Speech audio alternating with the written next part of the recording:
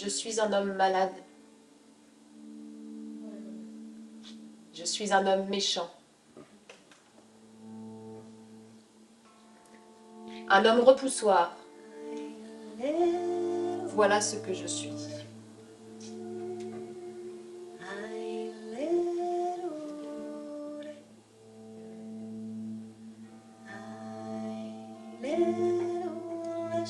Ces gens qui sont pas dangereux, qu'est-ce qui est dangereux donc? C'est-à-dire qu'ils osent prendre la parole, ils osent dire, quoi.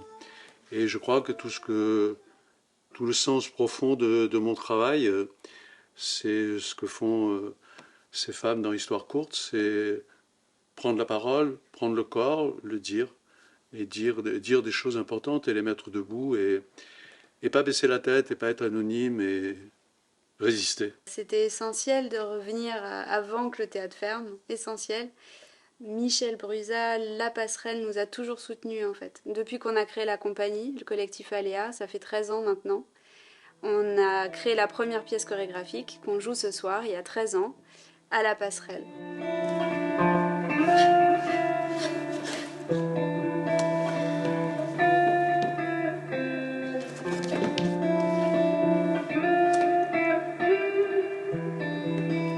L'histoire courte, en fait, c'est parti de tout mon parcours au conservatoire au départ. Donc ça raconte la difficulté quand même de ce monde, de la danse, qui est un monde de compétition, où les corps doivent être normés, doivent tous se ressembler. Et puis en parallèle, moi j'étais à Bordeaux et tous les jours je me faisais bousculer, où je voyais des gens se faire bousculer dans l'anonymat le plus total et tout le monde s'en fichait.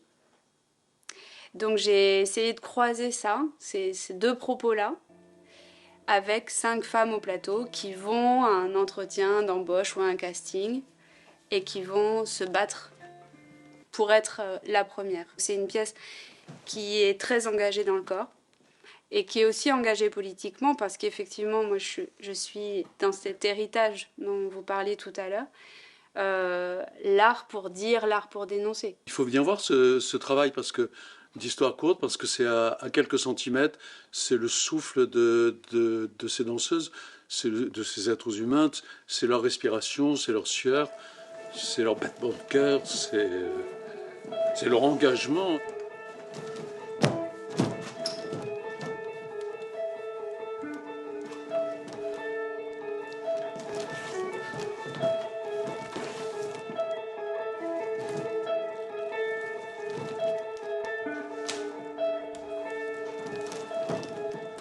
Nous, on a envie aussi peut-être de continuer ces histoires courtes dans les collèges, dans les lycées, pour peut-être, comme un théâtre forum, essayer de lancer des débats avec les collégiens, avec les lycéens, pour voir si ça leur parle. Et quand on est allé présenter notre travail au conservatoire hier en classe de danse, dès que j'ai parlé de ce propos, j'ai vu en fait que ça répondait, quoi. Donc je pense que c'est encore d'actualité.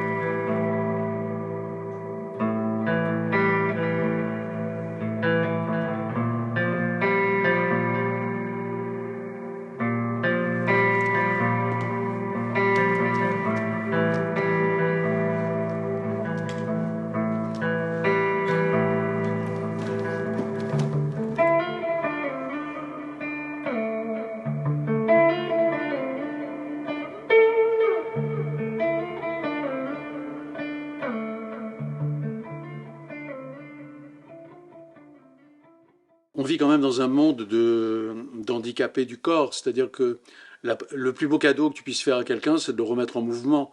C'est-à-dire qu'on est tous assis comme des malheureux, quoi. Ils nous ont assis, enfermés. Tu sais, Montaigne, il dit assis, mes pensées s'endorment. Donc c'est ce mouvement-là. Je suis infiniment touché par ce spectacle. Et en plus, ce qui est formidable, c'est quand tu aimes quelqu'un, ce qui est le cas avec Lola, que j'aime très fort, c'est que tu souhaites qu'il ne meure jamais.